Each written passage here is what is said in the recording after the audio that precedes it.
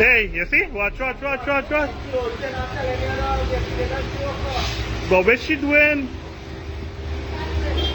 This was the first major flood of the monsoon season, but as the incidents continued, residents of Rock Road, Penal, and surrounding areas have been calling for better drainage.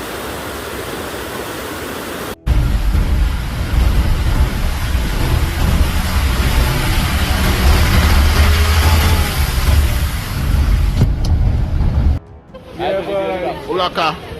Where that water coming from, you know, boy. Right, time right Are you now. okay? Yeah. My car is parked inside here.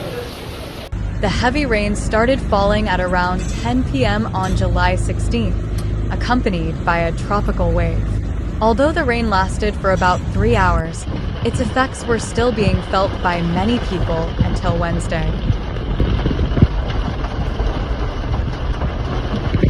This is what's going on here. We can't cross the road. Plenty shares. River come down. Plenty rain. But it do have a... You expect from outside, eh? By 1 a.m., there were reports on social media of street flooding and flash flooding in Penal, DB, and Barakpur. Yeah, everybody, good evening. This is the Eastern Main Road here, by Henry Pierre Terrace, opposite Weber.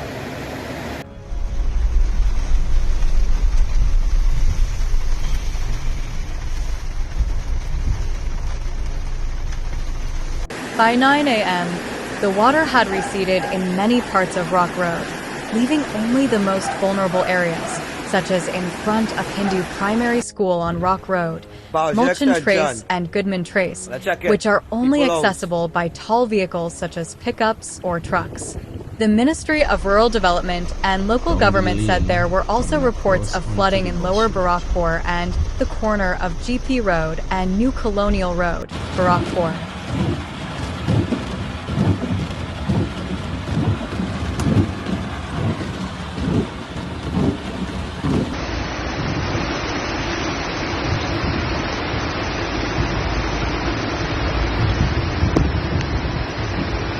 Unlike previous incidents, only a few houses were flooded in Penal. When Newsday arrived at around 10 a.m., Mulchin Trace resident Sunita Bakyu said the water was almost knee-deep in the front of her house. The water is so high, you can't even get out to go anywhere if you have an emergency. You can't get through here. Luckily for her, the water wasn't high enough to enter her house like it had been in the past. However, she complained that the water was high enough to enter her garden where she makes her living, damaging her crops. Goodman Trace resident Sharon Isaac described the situation as horrific and expressed her frustration at having to deal with flooding once again. This is not something we've had to deal with at this time. This has been going on for the last 10 years, and it's just sad and ridiculous. Isaac said she went to work as usual on Wednesday morning, but her husband called her around 8 a.m. and asked her to come home to move furniture and appliances because of the rising water.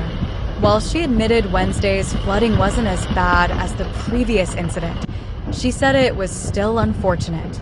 Her garage and laundry were under about 8 inches of water, and the road leading to her house was under about a foot of water. She and her husband hurriedly placed their stove, refrigerator, and cupboards on top of gas tanks and chairs to minimize damage. Bakyu said she believes proper drainage is needed to reduce flooding, which has now become a regular part of their lives. We need good drainage because in some places, the drainage channels are dry. The water has nowhere to go. If the drainage is good, the flooding can be controlled. Residents also expressed concerns about the high flooding that occurs at the start of the rainy season. Newsday visited the area with Penal DB Regional Corporation, PDRC, Chairman Gautam Maharaj and newly appointed Punam/Morn Diablo Councillor Sarah Sukdio.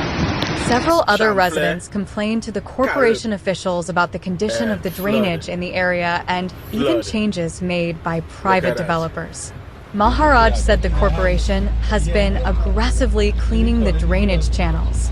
He said there are many drainage channels under the jurisdiction of the Ministry of Public Works and Transport and the Ministry of Agriculture, which are also cleaned by the PDRC.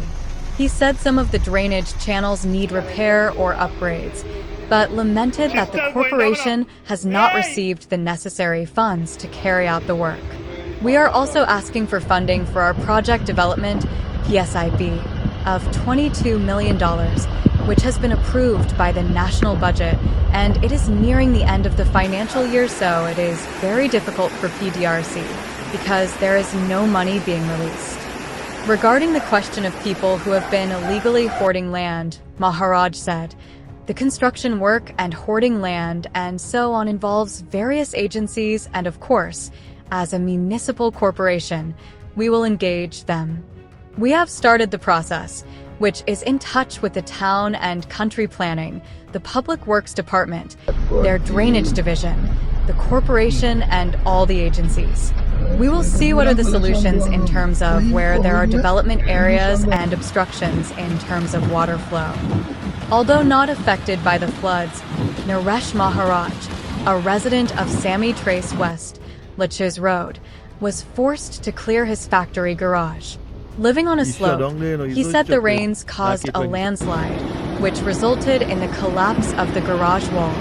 Residents also told Newsday they were caught off guard by the flooding. In its 4:50 p.m. forecast on Tuesday, the TT Meteorological Office warned that there was a 60% chance of thunderstorms in some areas for the night and Wednesday. It said flash flooding and strong winds were possible if heavy rain fell. The Met Office's 6:16 a.m. forecast on Wednesday was similar.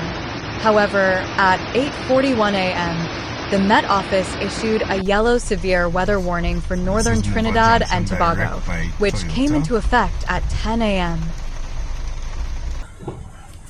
Crossing on the road to come across here? Yeah, crossing that. Block up then. So we are returning back there. This is what going on in Blantyre Shares.